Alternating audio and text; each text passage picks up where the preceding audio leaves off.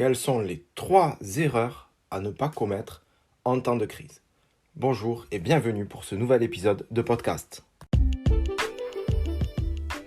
La grande question est la suivante. Comment des entrepreneurs comme nous, des petits patrons, c'est-à-dire qui n'ont pas d'actionnaires ou d'investisseurs, qui dépensons l'argent de nos propres poches, comment pouvons-nous vivre correctement de notre entreprise sans nous épuiser physiquement et mentalement? C'est à cette question que répond ce podcast. Je m'appelle Joël Arquier, je suis artisan. Merci d'écouter le podcast Les Petits Patrons.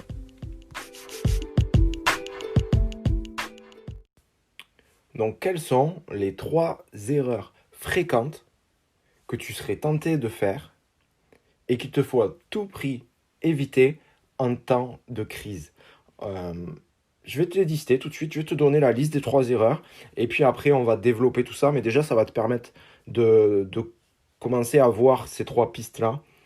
Donc la première erreur fréquente, c'est de penser que le marché ou l'économie, en fait, c'est tes produits, tes services et ton entreprise. Le marché dans son ensemble et l'économie dans son ensemble n'est pas ton entreprise. Et ce serait une erreur que de croire le contraire. La deuxième erreur fréquente, c'est de penser que les gens n'ont plus d'argent, qu'ils ne vont plus dépenser leur argent. Et la troisième erreur à laquelle tu vas être confronté, c'est de rester fixé dans tes convictions. Donc, si on prend depuis le départ, la première erreur, de penser que le marché ou l'économie dans son ensemble, en fait, c'est ce qui t'impacte dans ton entreprise.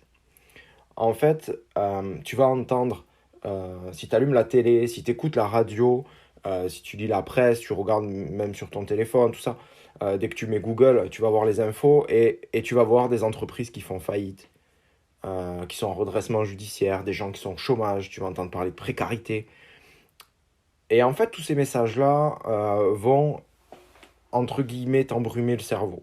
Parce que ça ne veut pas dire, parce que l'économie va mal, que ton entreprise va mal.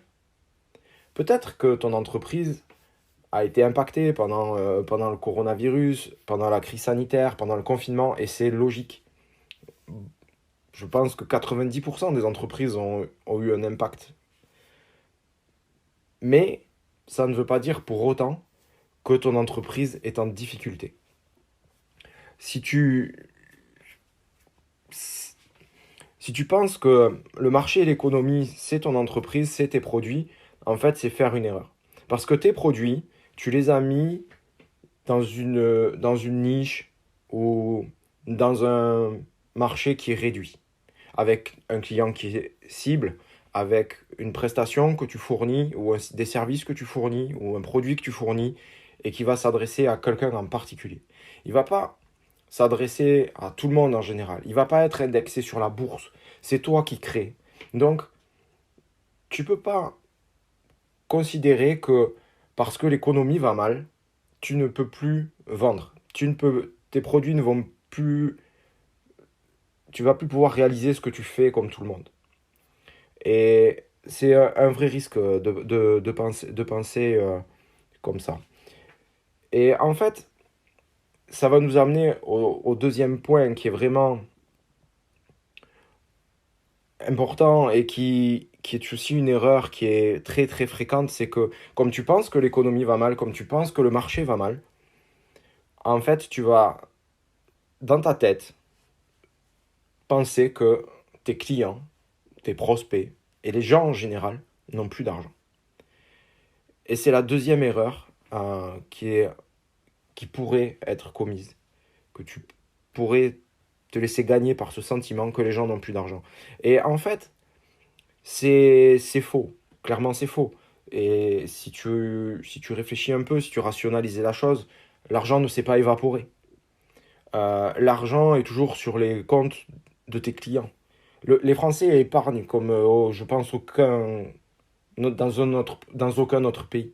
Les Français épargnent. Ils ont des comptes d'épargne partout. Et cet argent, ils l'ont toujours. Le seul fait, si tu veux, de penser qu'ils n'en ont plus, dans ton cerveau, ça va faire comme un blocage. Et même si tu continues de communiquer, même si tu continues d'essayer même de vendre, ben en fait, tu vas tu vas t'auto-saboter. Tu vas te dire, ah ouais, mais non, en fait, là, je suis en train de vendre à mon client, mais peut-être qu'il n'a pas les moyens de se payer ça. Et donc, tu vas auto-saboter ta vente. Ou tu vas vendre, mais sans y croire toi-même, en fait. Là où avant, tu avais le feu.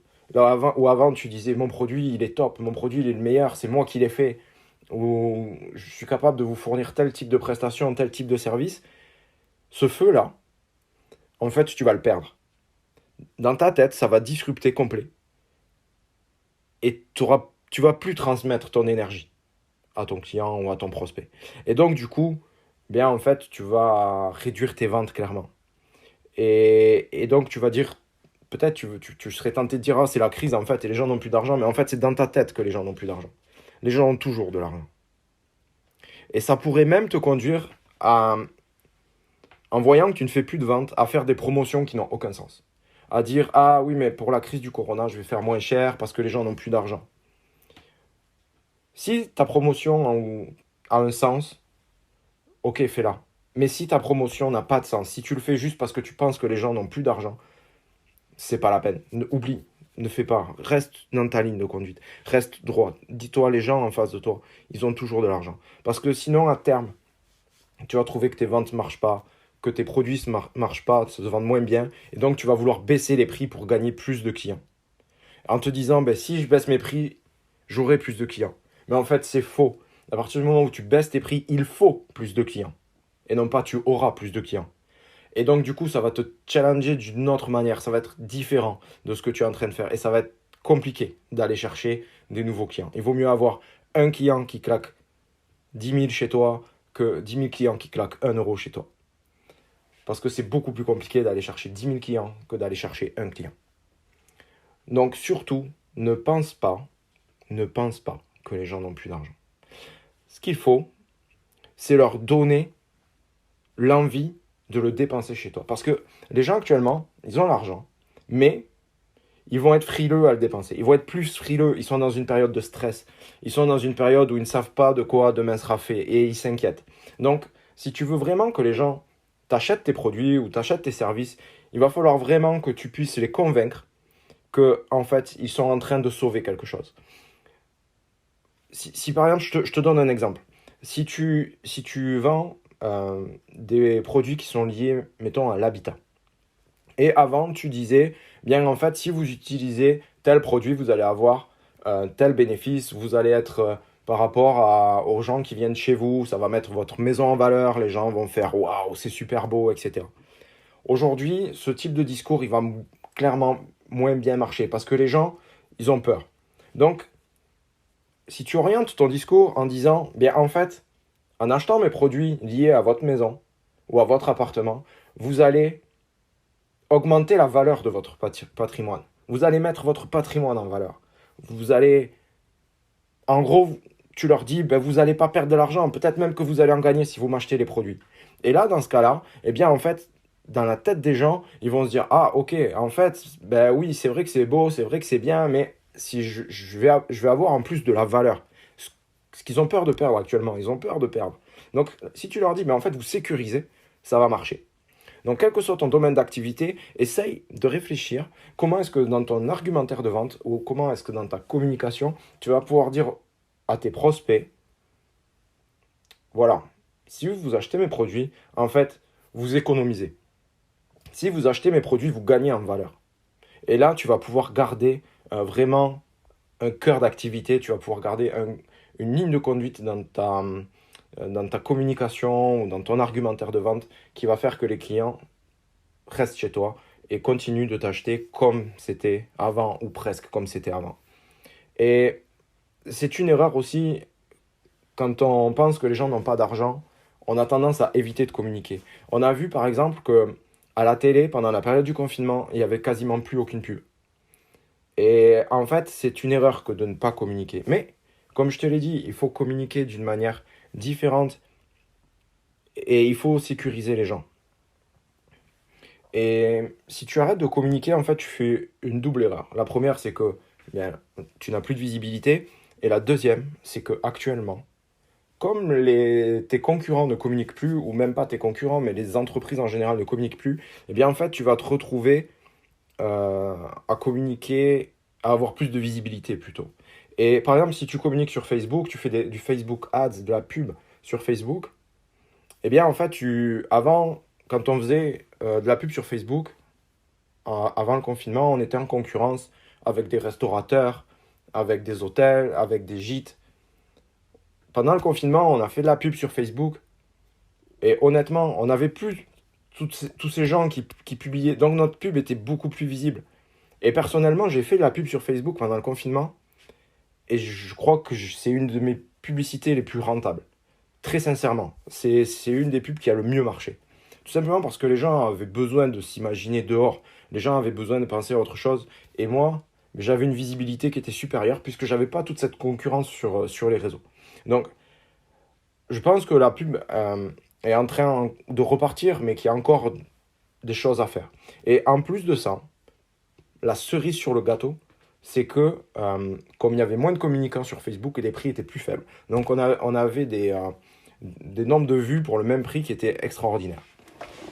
Donc ne lâche pas ta communication, juste oriente différemment ta communication en fonction de ce que les gens ont besoin. Et aujourd'hui, les gens, ils ont besoin de sécurité. Donc essaye de leur donner ça quand tu parles avec eux, quand tu discutes avec eux. Et quand tu communiques, bien entendu, donc sur les réseaux ou d'une autre manière sur ton site internet, etc. La troisième raison, euh, c'est de rester fixe dans tes convictions. Parce que ce qui marchait avant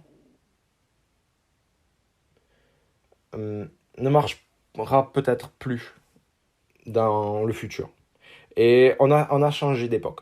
Clairement, on a changé d'époque, le business va changer. Et si tu ne t'adaptes pas, tu vas faire à l'ancienne et petit à petit, ton activité va diminuer et finir par s'arrêter. Et pour éviter ça, en fait, il va falloir que tu fasses constamment des ajustements dans tes manières de faire, dans tes produits, dans ta communication, dans tes services, dans tout ce que tu vas proposer, en fait, il va falloir faire des ajustements. Il va falloir soigner le client, chouchouter le client. Et surtout, ne pas rester fixé sur ce que tu faisais en te disant ouais mais ça marchait ça. Imagine que euh, pendant les restaurants se sont arrêtés. Et imagine qu'un restaurateur refuse de faire de la vente à emporter. Je sais pas si tu as remarqué, mais au bout d'un moment, pendant le confinement, au bout d'un moment, les restaurateurs sont mis à faire la vente à emporter. Euh, et qu'un restaurateur dise non mais moi je refuse de faire la vente à emporter. Et en fait, ce restaurant coule. Clairement, il va couler. Parce que il y aura moins de monde, qu'on le veuille ou non, même malgré les réorganisations, il y aura moins de monde dans les restaurants. Et comme il y aura moins de monde, bah, si tu fais pas une partie à emporter, si tu fais pas un nouveau service, si tu ne viens pas créer une nouvelle offre, eh bien en fait ça va descendre. Ton activité va descendre, ton chiffre d'affaires va descendre, tes bénéfices vont descendre, tes marges vont descendre. Donc il faut que tu réfléchisses aujourd'hui à comment est-ce que tu pourrais orienter pas forcément toute ton activité, mais une partie de tes services, de manière à ce que les gens puissent bénéficier d'un autre service, bénéficier d'une autre méthode de livraison, de, que vraiment tu puisses leur donner quelque chose qu'ils attendent maintenant, et que ce qu'ils attendent maintenant, ça te rapporte aussi à toi. Ce soit vraiment un gagnant-gagnant. Et ça, c'est pas simple. C'est pas simple parce que tu avais tes habitudes. Peut-être ça fait 1 an, peut-être ça fait 10 ans que tu fais la même chose. Et aujourd'hui, il va falloir que tu t'adaptes. Et c'est très difficile, ça t'oblige à sortir de ta zone de confort. Mais quand tu sors de ta zone de confort, c'est comme ça que tu grandis. C'est comme ça que tu progresses. C'est comme ça que ton entreprise progresse. Donc il va falloir que tu réfléchisses à quelle manière tu as de t'adapter, quelle manière tu as d'innover. Si je te donne un exemple par exemple, ok, ça marche. Si je te donne un exemple, j'ai fait, dès le début du confinement, je me suis dit comment est-ce que je peux avoir des clients alors qu'on ne peut pas bouger de chez nous, alors que les clients ne peuvent pas me recevoir, comment est-ce que je peux obtenir des nouveaux clients? Et je me suis pas dit, ah mince, je peux pas bouger pendant 2 mois, tant pis, j'aurai pas de clients et c'est la crise. Non, je me suis dit comment est-ce que je peux faire pour avoir des nouveaux clients et continuer à vendre pendant la période de crise sans aller chez les clients, sans aller chez les prospects, sans faire les mesures que j'ai l'habitude de faire. C'est compliqué parce que moi je vais chez les clients, je mesure, je leur montre des échantillons, ils touchent le produit, etc. Donc là j'étais privé de ça et je me suis dit comment est-ce que je peux faire. Et si tu vas sur mon Facebook, sur parenthèse extérieure, tu vas voir, j'ai fait une vidéo très simple de 30 secondes, je crois, enfin peut-être plus, ça dure peut-être une minute ou deux, mais c'est vraiment très court. Et en fait, j'ai dit au client, ok, c'est le confinement, ok, on peut pas bouger, mais c'est pas pour autant que vous devez pas avoir une belle terrasse. Et pour ça, qu'est-ce qu'il vous faut faire? Ben, c'est très simple. Vous m'envoyez votre nom, votre prénom, votre adresse, une photo du site et des cotes. Et après, moi, je vous fais un devis. Ben, tu le croiras ou non, j'ai vendu 2 chantiers comme ça. Je les ai vendus. Si j'étais resté chez moi sans rien faire, si j'avais pas réfléchi, si j'avais pas cherché à innover, qu'est-ce qui se serait passé? Rien. Rien. Aujourd'hui, j'aurais des problèmes de trésorerie. Aujourd'hui, j'aurais dit, j'ai des problèmes pour remplir mon carnet de commandes. Mais là, c'est pas le cas.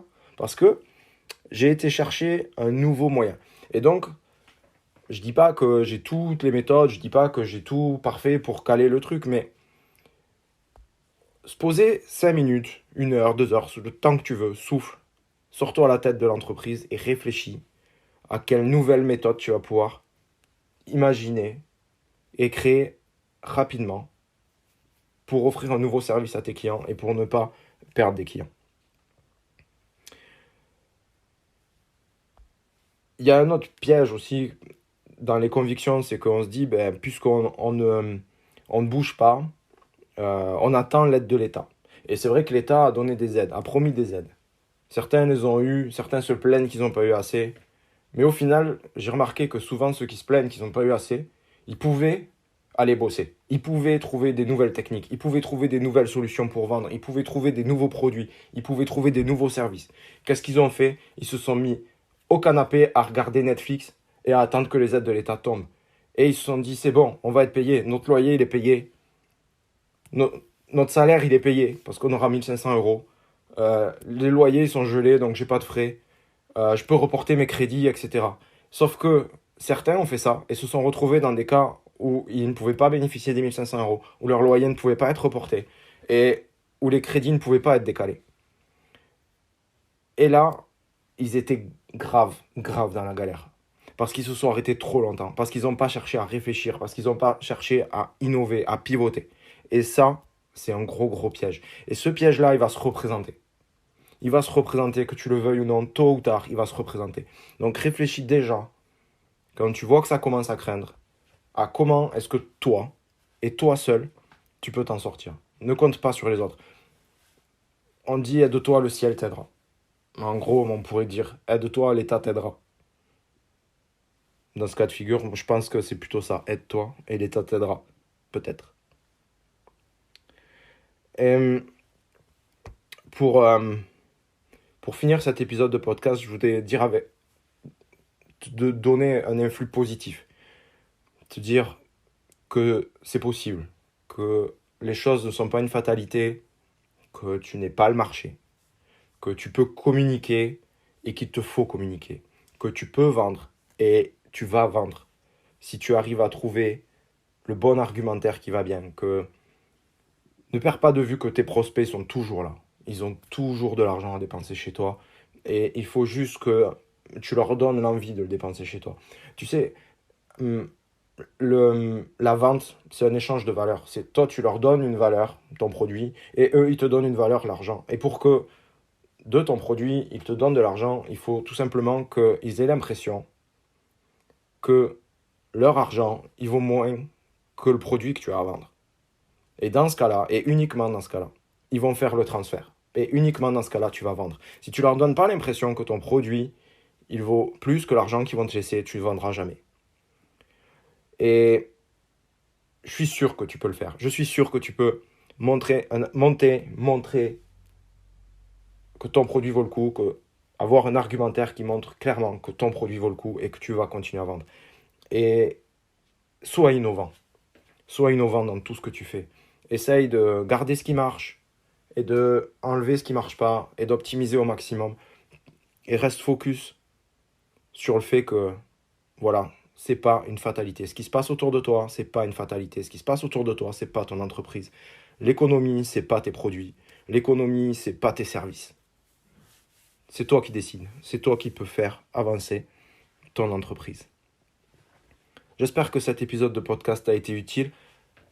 N'hésite pas, et je t'encourage vivement, ça me ferait très plaisir, que tu me fasses un retour, que tu mettes 5 étoiles sur Apple, que tu me fasses un retour sur Insta, les.petits.patrons, ou sur mon perso, @joelarquier, tout accroché, et que tu me dises ce que tu as pensé de cet épisode, que tu me dises qu'est-ce que tu comptes mettre en place, qu'est-ce que tu me dises, qu'est-ce que tu as fait, parce que je sais que certains d'entre vous ont fait des choses extraordinaires pendant cette période de confinement. Et ce serait super, super chouette qu'on puisse tous se les partager et qu'on puisse se serrer les coudes tous, avancer ensemble, parce que franchement, on peut le faire. On peut tous le faire, on peut tous s'en sortir. Et on va tous s'en sortir et on va avancer et on ressortira plus fort de cette épreuve. Et juste pour finir, ça me fait penser à une citation de Julien Musi. J'écoutais ça la semaine dernière. Et Julien Musi dit ce qui est en travers de ta route, les embûches, ne sont pas en travers de ton chemin. Elles sont sur ton chemin. Et ça m'a marqué. Donc je répète, les embûches ne sont pas en travers de ton chemin. Elles sont sur ton chemin. À bientôt. Ciao.